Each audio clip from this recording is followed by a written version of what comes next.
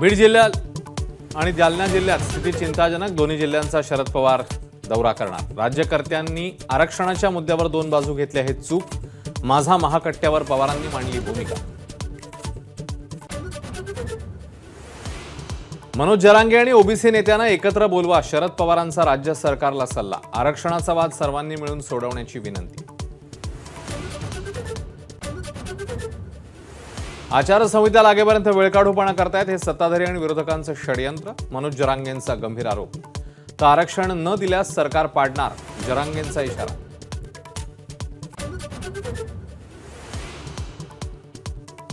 आमच्या पक्षात येण्यास अनेक जण इच्छुक। शरद पवारांचं मोठं वक्तव्य। तर नासके आंबे पक्षात परत येणार नाहीत याची काळजी घेऊ, पवारांचा टोला।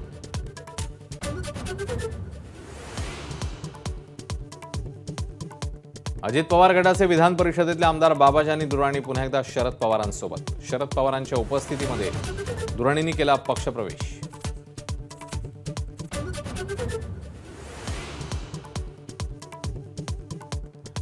माध्यमांचे कॅमेरे बघून काँग्रेसचे देगलूरचे आमदार जितेश अंतापूरकर यांनी काढला पळ। विधान परिषद निवडणुकीत अंतापूरकरांनी क्रॉस वोटिंग केल्याचा संशय। लाडकी बहीण योजनेवरील अर्थ विभागाच्या आक्षेपावर अजित पवारांचं स्पष्टीकरण। त्या बातम्या निराधार। महाराष्ट्रात पैशांची कमी नाही, अजित पवारांचं ट्विट।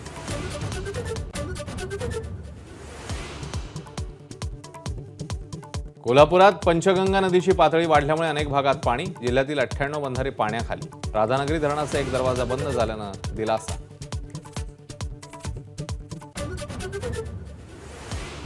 कृष्णा नदीची पाणी पातळी 40.5 फुटांवर। पावसाचा जोर वाढल्यास पुराचा धोका। जिल्हा प्रशासनाकडून सर्व यंत्रणा सज्ज।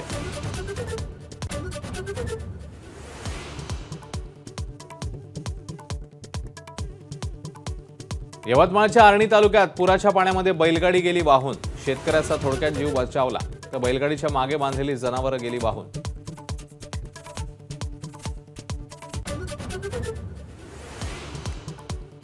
गोदावरी नदीच्या पात्रात वाहून जाणाऱ्यांना वाचवण्यासाठी अंगावरील साडी काढून फेकली। कोपरगावच्या जिगरबाज ताईबाईंचं सर्वत्र कौतुक।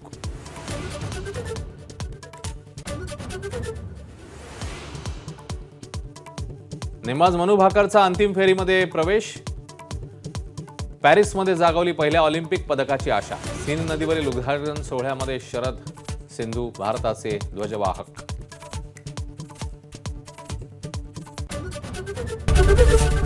एबीपी माझा, उघडा डोळे बघा नीट।